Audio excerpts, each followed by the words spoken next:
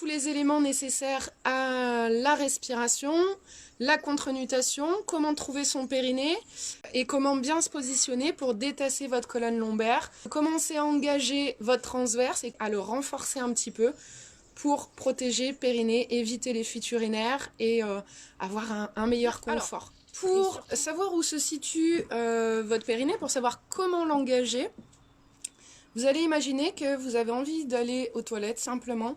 Vous retenez une envie. Donc ici, vous essayez de contracter. Alors dans l'idéal, c'est de l'arrière à l'avant, anus périnée. Et j'essaie de contracter comme si j'avais envie d'aller aux toilettes. Puis je relâche.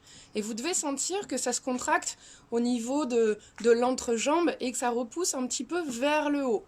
Donc on essaye à nouveau de contracter. Voilà, et vous relâchez. Je recommence, j'expire, je retire une envie et je relâche. Donc on sent ici, au niveau de l'entrejambe, les muscles qui se contractent et qui repoussent un petit peu vers le haut et qui amorcent une ascension. Maintenant qu'on sait où se situe le plancher pelvien et le muscle puborectal, on va essayer de ressentir notre respiration. Il se peut que vous la sentiez au niveau de vos côtes. Nous, on va travailler la respiration abdominale, qui est une respiration naturelle. Je vais vous proposer d'expirer, tout en essayant d'être sur un autograndissement. Et vous allez laisser inspirer sans rien faire. Placez une main au niveau du bas de votre ventre et ressentez si c'est plutôt dans votre ventre la respiration ou plutôt au niveau du thorax. J'expire. Et je laisse inspirer dans mon ventre, je garde une sensation d'autograndissement. Peut-être que vous commencez à sentir la respiration un petit peu plus basse. À nouveau, expirez. Ok. Sur la prochaine expire, je vais vous proposer d'aller chercher l'engagement de votre périnée, du puborectal. Je retiens une envie et j'expire et je repousse le sommet du crâne vers le plafond.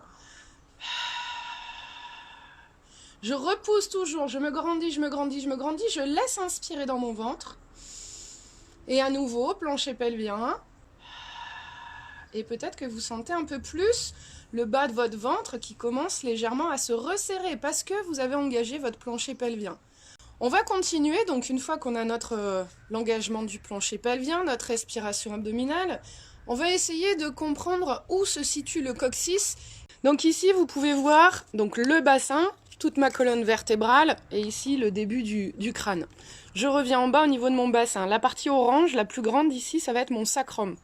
En bas, vous pouvez retrouver le coccyx. C'est cette partie-là qui va m'intéresser. Ici, pour faire une contre-nutation, en fait, je vais chercher à fermer un petit peu le fond de ma boîte. C'est à l'opposé de la position, par exemple, d'accouchement, où ici, on va chercher une nutation. Donc ici, la contre-nutation, c'est, on va aller chercher, nous, le puborectal, qui est un muscle placé un petit peu ici en profondeur. Très bien, donc ici, vous pouvez placer votre main au niveau de votre sacrum et la deuxième main au niveau du bas de votre ventre. Et vous allez chercher à engager votre plancher pelvien et vous pouvez sentir que le sacrum s'enroule, le coccyx, pardon, s'enroule un tout petit peu entre les jambes, tandis que le bas du ventre se resserre légèrement.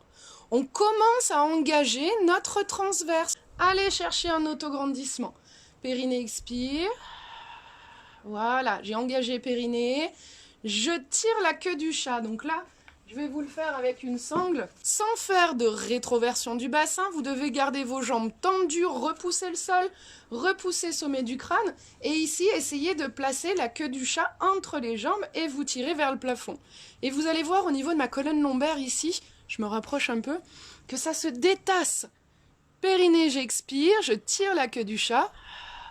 Et je vois bien que ma colonne lombaire se détasse. À partir du moment où je repousse bien le plafond. Je ne veux pas rapprocher mes ceintures. Ceinture scapulaire, bien éloignée de ma ceinture pelvienne.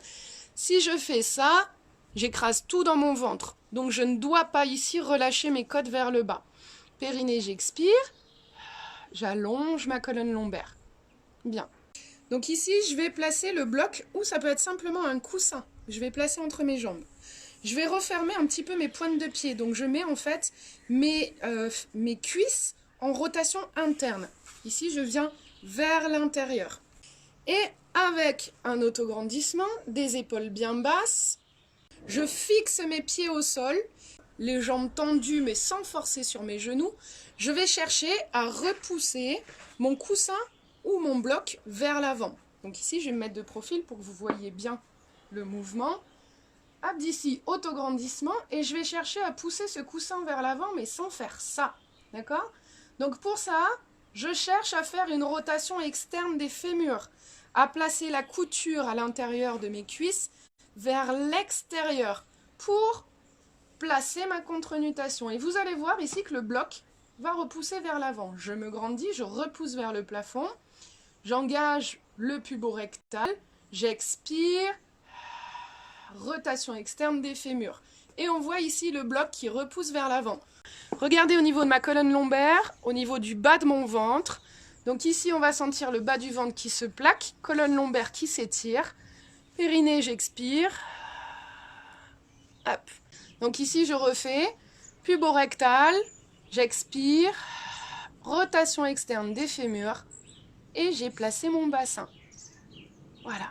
Donc tout ça, c'est pour essayer de sentir l'engagement de votre plancher pelvien, l'ouverture des crêtes iliaques, le bassin qui se referme, l'allongement de votre colonne lombaire. Si vous sentez que là, lorsque vous faites votre contre-nutation et que vous relâchez, c'est désagréable sur le retour, c'est parce que vous pincez sur le retour vos lombaires. Donc essayez de placer un petit peu plus votre contre-nutation.